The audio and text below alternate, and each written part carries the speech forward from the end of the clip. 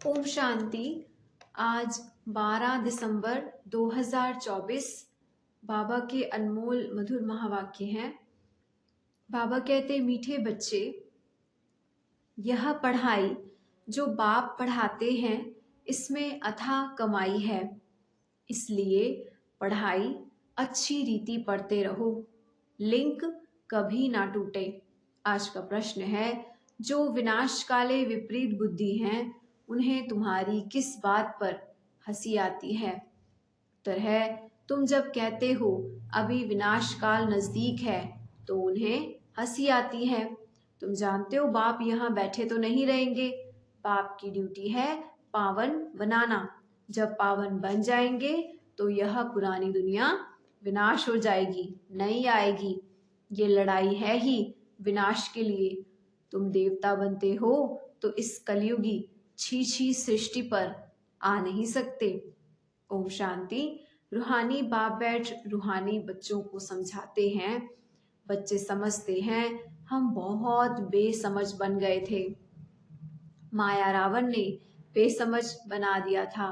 ये भी बच्चे समझते हैं कि बाप को जरूर आना ही है, जबकि नई सृष्टि स्थापन होनी है। त्रिमूर्ति का चित्र भी है, ब्रह्मा द्वारा स्थापना, विष्णु द्वारा पालना, शंकर द्वारा विनाश, क्योंकि करण करावनहार है ना। एक ही है जो करता है और कराता है। ब्रह्मा द्वारा नई दुनिया की स्थापना कराते हैं। ये भी बच्चे जानते हैं हमारी जो नई दुनिया है जो हम स्थापन कर रहे हैं, इसका नाम ही है देवी देवताओं की दुनिया। सतयुग में है देवी देवता, किसी और को देवी देवता नहीं कहा जाता, वह मनुष्य होते नहीं, है ही एक देवी देवता धर्म, दूसरा कोई धर्म नहीं। अभी तुम बच्चे स्मृति में आए हो कि बरोबर हम देवी देवता थे। निशानियां भी हैं, इस्लामी, बौद्धी, क्रिश्चियन आदि सबकी अपनी अपनी निशानी है। हमारा जब राज्य था तो और कोई नहीं था, अभी फिर और सब धर्म आए हैं, हमारा देवी देवता धर्म है ही नहीं। गीता में अक्षर हैं बड़े अच्छे अच्छे, परंतु कोई समझ नहीं सकता। पाप कहते हैं विनाश काले विपरीत बुद्धि और विनाश काले प्रीत बुद्धि। विनाश तो सबका होना ही है। पाप आते हैं संगम युग पर, जबकि सब चेंज हो जाता है। पाप तुम बच्चों को बदले में सब कुछ नया दे देते हैं। वह सोनार भी है, धोबी भी है और व्यापारी भी है। बिरला ही कोई बाप से व्यापार करे। इस व्यापार में तो अथाह फायदा है। पढ़ाई में बहुत फायदा होता है, महिमा भी की जाती है कि पढ़ाई ही कमाई है, वह भी जन्म जन्मांतर के लिए कमाई है। तो ऐसी पढ़ाई अच्छी रीति पढ़नी चाहिए ना, और पढ़ाना भी बहुत सहज है। सिर्फ एक हफ्ता समझकर फिर भले कहाँ भी चले जाओ, तुम्हारे पास पढ़ाई आती रहेगी, अर्थात मुरली मिलती रहेगी, तो फिर लिंक टूटे नहीं। ये है आत्माओं की परमात्मा के साथ लिंक। गीता में भी अक्षर हैं, विनाश काले विपरीत बुद्धि विनश्यंती, प्रीत बुद्धि विजयंती। तुम जानते हो इस समय मनुष्य एक दो को काटते मारते रहते हैं। इन जैसा क्रोध व विकार और कोई में होता ही नहीं। ये भी गायन है कि द्रौपदी ने पुकारा, बाप ने समझाया है तुम सब हो द्रौपदियां। भगवानोबाज बाप कहते हैं बच्चे अब विकार में नहीं जाओ, मैं तुमको स्वर्ग में ले चलता हूं। सिर्फ तुम मुझे याद करो, अब विनाश काल है ना, किसकी भी सुनते नहीं, लड़ते ही रहते हैं। कितना उनको कहते हैं शांत रहो, परंतु शांत कोई रहता नहीं। अपने बच्चों आदि से बिछुड़कर लड़ाई के मैदान में जाते हैं। कितने मनुष्य मरते रहते हैं, मनुष्यों की तो कोई वैल्यू ही नहीं। अगर वैल्यू है, महिमा है, तो इन देवी देवताओं की है। अभी तुम ये बनने का पुरुषार्थ कर रहे हो, तुम्हारी महिमा वास्तव में इन देवताओं से भी जाती है। तो हमको अभी बाप पढ़ा रहे हैं कितनी ऊंच पढ़ाई है, पढ़ने वाले बहुत जन्मों के अंत में बिल्कुल तमो प्रधान है, मैं तो सदैव सतो प्रधान हूँ। बाप कहते हैं मैं तुम बच्चों का ओबीडियंट सर्वेंट बनकर आया हूँ। विचार करो हम कितने छी बन गए हैं, बाप ही हमको वाह वाह बनाते हैं। भगवान बैठ मनुष्यों को पढ़ाकर कितना ऊंच बनाते हैं। बाप खुद कहते हैं मैं बहुत जन्मों के अंत में तुम सबको तमो प्रधान से सतो प्रधान बनाने आया हूँ, अभी तुमको पढ़ा रहा हूँ। बाप कहते हैं मैंने तुमको स्वर्गवासी बनाया, फिर तुम नरकवासी कैसे बने, किसने बनाया? गायन भी है, विनाश काले विपरीत बुद्धि विनश्यंती, प्रीत बुद्धि विजयंती। फिर जितना जितना प्रीत बुद्धि रहेंगे अर्थात बहुत याद करेंगे, उतना तुम्हारा फायदा होगा। लड़ाई का मैदान है ना, कोई भी ये नहीं जानती कि गीता में कौन सी युद्ध बताई है। उन्होंने तो फिर कौरवों और पांडवों की युद्ध दिखाई है। कौरव संप्रदाय, पांडव संप्रदाय भी है, परंतु युद्ध तो कोई नहीं है। पांडव उनको कहा जाता है जो बाप को जानते हैं, बाप से प्रीत बुद्धि हैं। कौरव उनको कहा जाता है जो बाप से विपरीत बुद्धि हैं।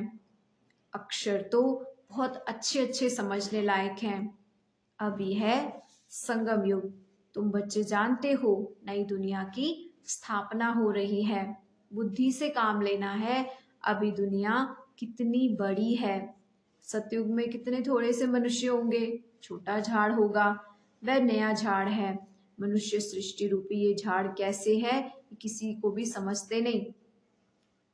इनको कल्प वृक्ष कहा जाता है। वृक्ष का नॉलेज भी चाहिए ना, और वृक्षों का नॉलेज तो बहुत बहुत इजी है, झट बता देंगे। इस वृक्ष का नॉलेज भी इजी है, परंतु ये है ह्यूमन वृक्ष। मनुष्यों को अपने वृक्ष का पता ही नहीं पड़ता। कहते भी हैं गॉड इज क्रिएटर, तो जरूर चैतन्य है ना, बाप ही बीज रूप चैतन्य है, उनसे ही सारी रचना होती है। तो बाप बैठ समझाते हैं मनुष्यों को अपने झाड़ का पता ही नहीं, और झाड़ों को तो बहुत अच्छे तरीके से जानते हैं। झाड़ का बीज अगर चैतन्य होता तो बतलाता ना, परंतु वह तो जड़ है। तो अब तुम बच्चे ही रचता और रचना के राज को समझते हो। वह सत्य है, चैतन्य है, ज्ञान का सागर है। चैतन्य में तो बातचीत कर सकते हैं ना। मनुष्य का तन सबसे अमूल्य गाया हुआ है, इनका मूल कथन नहीं कर सकते।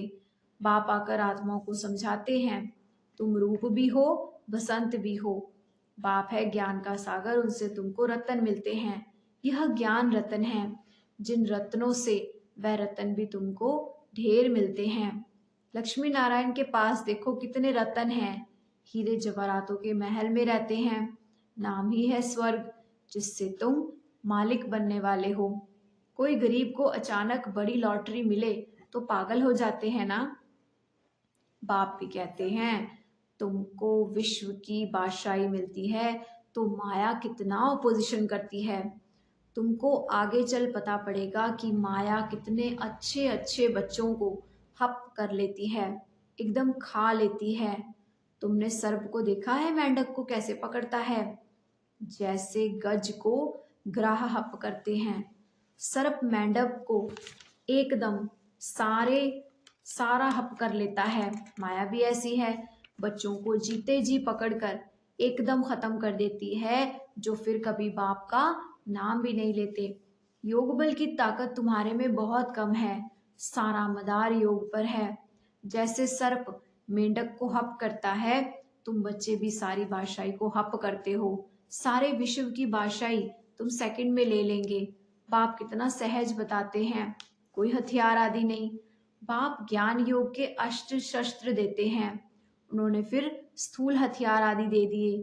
तुम बच्चे इस समय कहते हो हम क्या से क्या बन गए थे, जो चाहा सो कहो किया। हम ऐसे थे जरूर, भले थे तो मनुष्य ही, परंतु गुण और अवगुण तो होते हैं ना।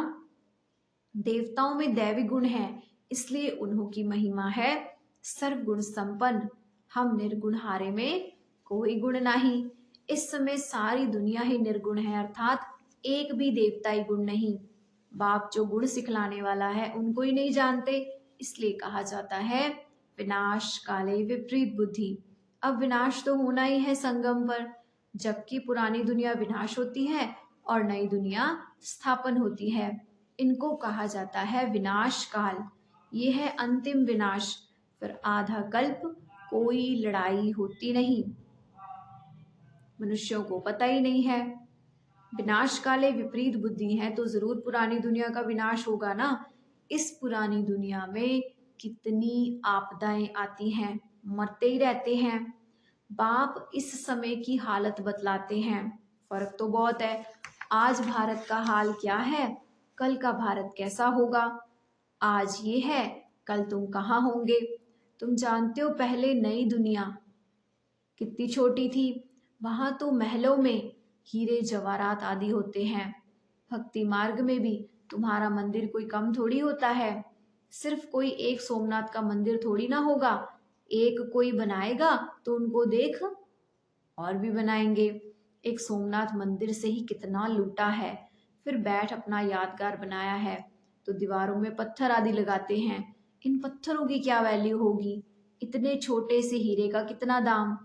बाबा जौहरी था, एक रत्ती का हीरा होता था 90 रुपए रत्ती। अभी तो उसकी कीमत हजारों रुपए है, मिलती ही नहीं। बहुत वैल्यू बढ़ गई है। इस समय विलायत आदि तरफ धन बहुत है, परंतु सतयुग के आगे यह कुछ भी नहीं। अब आप कहते हैं विनाश काले विपरीत बुद्धि है। तुम कहते हो विनाश समीप है, तो मनुष्य हंसते हैं। बाप कहते हैं मैं कितना समय बैठा रहूंगा, मुझे कोई यहाँ मजा आता है क्या। मैं तो ना सुखी ना दुखी होता हूँ। मेरे ऊपर ड्यूटी है पावन बनाने की। तुम ये थे, अब ये बन गए हो, फिर तुमको ऐसा ऊंचा बनाता हूँ। तुम जानते हो हम फिर से यह बनने वाले हैं। अब तुमको यह समझ आई है कि हम इस देवी देवता घराने के भांति हैं। राजाई थी, फिर ऐसे ऐसे राजाई गवा दी, फिर और आने लग गए। अब यह चक्र पूरा होता है। अभी तुम समझते हो लाखों वर्ष की तो बात ही नहीं है। हॉस्पिटल आदि ही नहीं होंगे, कौन बैठ सेवा करेंगे और रोएंगे। वहां तो यह रस्म ही नहीं, उन्हों की मौत सहज होती है। यहाँ तो दुखी होकर मरते हैं, क्योंकि तुमने सुख बहुत उठाया है तो दुख भी तुमको देखना है। खून की यहाँ नदियां बहेंगी। वह समझते हैं यह लड़ाई फिर शांत हो जाएगी, परंतु शांत तो होनी ही नहीं है। निरुआ मौत मल्लू का शिकार। तुम देवता बनते हो, फिर कलयुगी छीछी सृष्टि पर तो तुम आ नहीं सकते।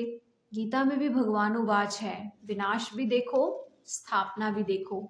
साक्षात्कार हुआ ना, यह साक्षात्कार सब अंत में होंगे। फलाने फलाने यह बनते हैं, फिर इस समय रोएंगे, बहुत पछताएंगे, सजाएं खाएंगे, नसीब कूटेंगे, लेकिन कर क्या सकेंगे। यह तो 21 जन्मों की लॉटरी है। स्मृति तो आती है ना, साक्षात्कार बिगर किसी को सजा मिल नहीं सकती है। ट्रिब्यूनल बैठती है ना। अच्छा, मीठे मीठे सिक्के लदे बच्चों प्रति माता पिता बाप दादा का याद प्यार और गुड मॉर्निंग। रूहानी बाप की रूहानी बच्चों को नमस्ते। हम रूहानी बच्चों की रूहानी बाप दादा को नमस्ते जी।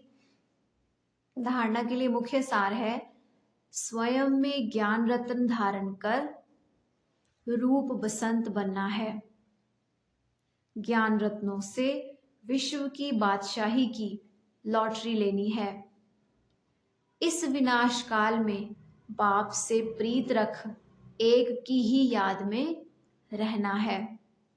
ऐसा कोई कर्म नहीं करना है जो अंत समय में पछताना पड़े या नसीब कूटना पड़े। आज का वरदान है, सदा स्नेही बन। उड़ती कला का वरदान प्राप्त करने वाले सदा स्नेही बन। उड़ती कला का वरदान प्राप्त करने वाले निश्चिंत विजयी निश्चिंत भव, निश्चित विजयी निश्चिंत भव। सदा स्नेही बन उड़ती कला का वरदान प्राप्त करने वाले निश्चित विजयी निश्चिंत भव। वरदान का डिटेल है, स्नेही बच्चों को बाप दादा द्वारा उड़ती कला का वरदान मिल जाता है। उड़ती कला द्वारा सेकंड में बाप दादा के पास पहुंच जाओ तो कैसे भी स्वरूप में आई हुई माया आपको छू नहीं सकेगी। परमात्मा छत्र छाया के अंदर माया की छाया भी आ नहीं सकती। स्नेह मेहनत को मनोरंजन में परिवर्तन कर देता है। स्नेह हर कर्म में निश्चित विजयी स्थिति का अनुभव कराता है। स्नेही बच्चे हर समय निश्चिंत रहते हैं। आज का स्लोगन है, नथिंग न्यू की स्मृति से सदा अचल रहो तो खुशी में नाचते रहेंगे। नथिंग न्यू की स्मृति से सदा अचल रहो तो खुशी में नाचते रहेंगे। ओम शांति।